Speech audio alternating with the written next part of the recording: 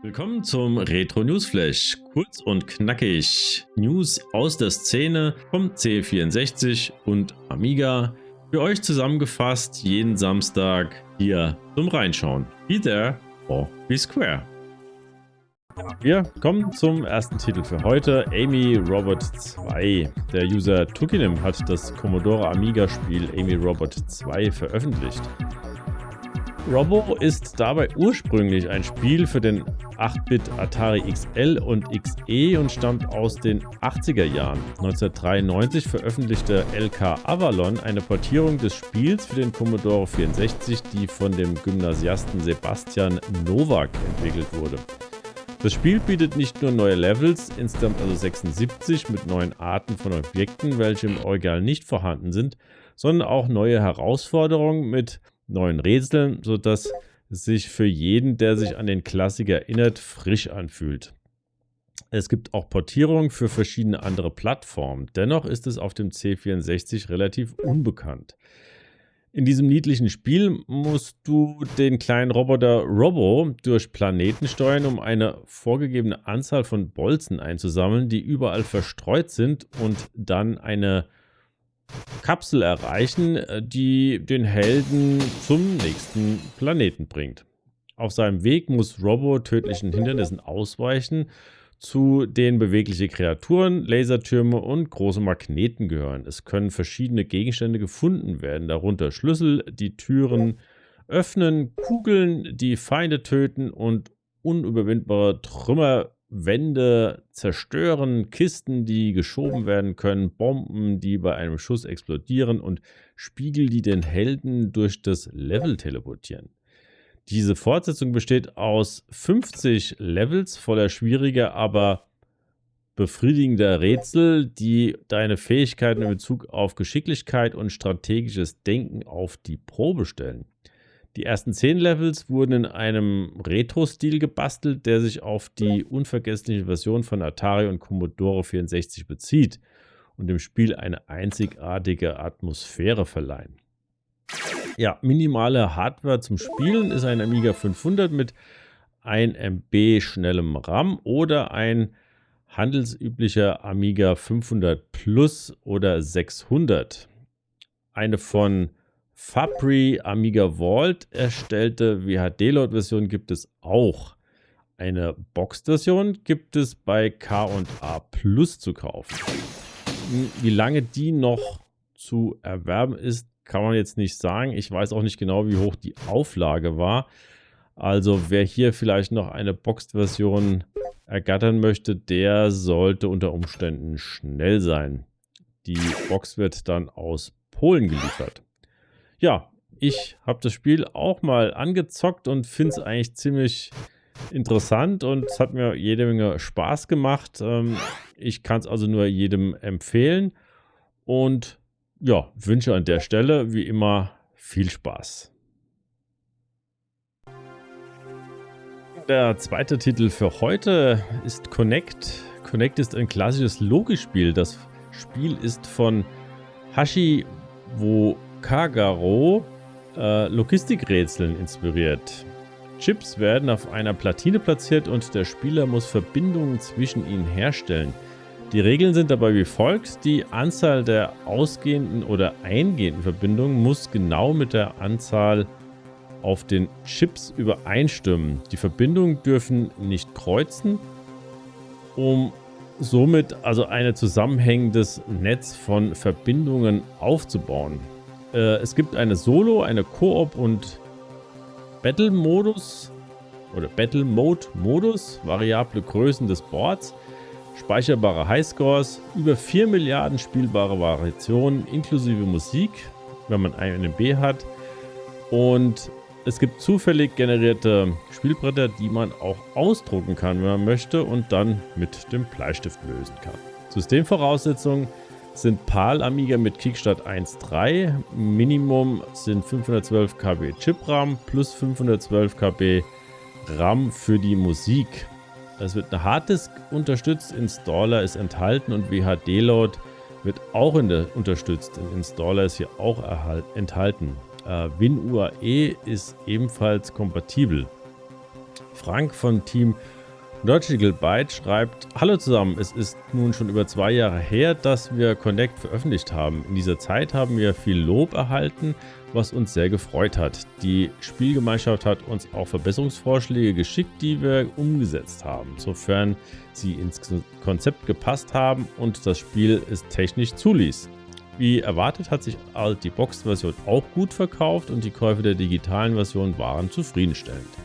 Dennoch ist es an der Zeit, den nächsten Schritt zu tun und wir haben uns entschlossen, das Spiel kostenlos anzubieten. Damit möchten wir auch den anderen Spielern diese Welt die Möglichkeit geben, schöne Stunden mit diesem Spiel auf dem Amiga zu verbringen. Restbestände der Boxed-Version sind noch bei Alinea Computer erhältlich. Ja, das finde ich wiederum ist eine schöne Geste der Entwickler, um somit also auch anderen nochmal das Spielvergnügen zu bereiten. Wer sich das Spiel also runterlädt bei itch, kann, glaube ich, sogar auch noch festlegen, ob er den Entwicklern nicht noch einen kleinen Beitrag zukommen lassen will. Also wer hier sowas interessant findet und sich das Spiel holt, kann ja nochmal schauen, ob es da eine Möglichkeit gibt. Ansonsten, wie gesagt, ist das Spiel kostenlos und kann also auf der itch.io-Seite auch dann runtergeladen werden. Ich wünsche euch auf jeden Fall viel Spaß. Wir kommen zum letzten Titel für heute. Und zwar geht es um Bubble Bobble oder Bubble Bobble. Ja, es gibt also ein Bubble Bobble Remaster für den C64. Und ja, das ist eine von Fans erstellte radikale Verbesserung mit völlig neuen Grafiken der Commodore C64 Version von Titos. Bubble Bobble, das ursprüngliche von Software Creation entwickelt und von Firebird 1987 veröffentlicht wurde. Das Spiel wurde das Spiel wurde bei seiner Veröffentlichung von Kritikern und Spielern gleichermaßen gelobt und gilt heute noch als ein großer Klassiker auf dem C64 und als eines der besten Spiele, die jemals für diese Plattform veröffentlicht wurden. Das Projekt wurde im Jahr 2025 von David Bottino, dem Entwickler von Toki Remaster und Journalist bei ZAP, ins Leben gerufen, mit dem Ziel, die grafische Qualität der C64-Version zu verbessern und gleichzeitig das klassische Gameplay zu bewahren. David selbst dazu: Bubble Bobble war Liebe auf den ersten Blick. Ich war 11 Jahre alt, als ich im Haus eines Freundes zum ersten Mal diese kleine Kassette aus einer Kiosk-Bootleg-Edition namens Bolle Bolle sah. Es dauerte nur einen Moment, diese leuchtenden Farben, die lebendige Grafik, die schrulligen Charaktere, die vielen Boni und Power-Ups, die es zu sammeln galt, die eingängige Musik, die sich im Kopf festsetzte und das herausragende Gameplay. Jahre später stolperte ich über den Arcade-Automaten. Das Spiel war noch schneller, noch rasanter und hatte ein Bonussystem, das auf fast magische Weise auf die Aktion des Spielers reagierte. Dank der Emulation konnte ich beide Versionen im Laufe der Jahre noch einmal ansehen und ihre unterschiedliche Spielweise studieren. Die C64-Version ist für ihre Zeit eine unglaubliche technische Leistung. Fairerweise muss man jedoch sagen, dass es bei weitem kein perfektes Spiel ist. Die vereinfachte Mechanik bedeutet, dass der Geist des Originals nicht vollständig übernommen wurde und obwohl die Grafik sehr schön ist, hätte sie dem Automaten mehr ähneln können und auch besser für moderne Monitore und Röhrenmonitor optimiert werden können. Auch ein kleiner Geschwindigkeitsschub könnte nicht schaden. Aus diesem Grund wurde Bubble Bobble C64 Remastered geboren. Mein Ziel ist es, die ästhetische und stilistische Lücke zum Original zu schließen und das Spiel auf modernen Bildschirmen wie nie zuvor erstrahlen zu lassen, ohne seine Seele zu verlieren. Und wer weiß, wenn das Team mit leidenschaftlichen und talentierten Programmierern wächst, könnten wir es sogar unter der Haube verbessern. Das wäre der ultimative Traum. Wenn es eine Sache gibt, die mich Bubble Bobble als Kind gelehrt hat, dann ist es, dass Teamwork immer zu den besten Dingen führt. Ja, momentan ist das Spiel noch Work in Progress, aber Eventuell sollte es dann bald noch eine Demo oder sowas vielleicht geben. Mal sehen. Oder es wird sogar schon dann auch veröffentlicht. Es sieht zumindest schon hervorragend aus und macht sicherlich genauso viel Spaß wie damals, wenn nicht sogar noch mehr. Wer also das Spiel auf dem C64 mochte, der sollte hier auf jeden Fall dranbleiben und die Entwicklung weiter beobachten. Ich werde das auf jeden Fall tun, weil ich habe Bubble Bobble früher sehr, sehr gerne gespielt. Ich habe es mit meinem Cousin damals rauf und runter gespielt, bis wir dann endlich mal das Level 100 geschafft hatten. Was eine relativ lange Zeit auch gedauert hatte.